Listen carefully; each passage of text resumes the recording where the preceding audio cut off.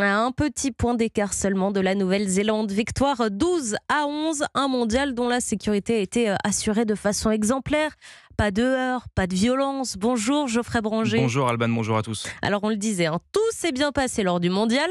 Les organisateurs des Jeux Olympiques de Paris 2024 vont devoir s'en inspirer puisque l'événement a lieu dans 9 mois à peine et que tout n'est pas encore bouclé. Oui, à commencer par la cérémonie d'ouverture, cet événement colossal qui aura lieu sur la scène. David Lebars, secrétaire général du syndicat des commissaires de la police nationale. Le risque zéro n'existe pas. Une cérémonie à ciel ouvert qui va à la fois amener un public considérable, toutes les délégations du monde entier ainsi que les chefs d'État de quasiment la planète entière.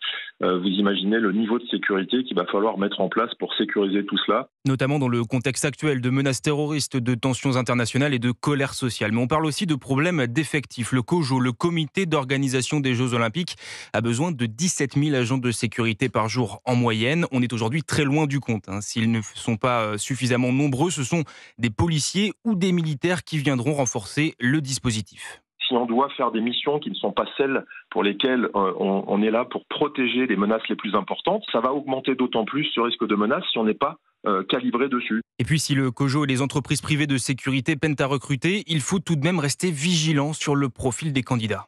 Il ne faut pas non plus se tromper dans le recrutement. Vous savez, c'est un art de prendre les bonnes personnes et de s'assurer qu'elles soient recrutées pour la mission pour laquelle elles vont être embauchées et qu'il n'y ait pas d'infiltration, parlons des choses clairement. Vous l'aurez compris, ce dossier est encore loin d'être bouclé. Et à cette heure, concernant la cérémonie d'ouverture, aucun plan B n'est envisagé par les organisateurs en cas de menace trop importante. Une erreur selon les professionnels de la sécurité. Merci beaucoup Geoffrey Branger.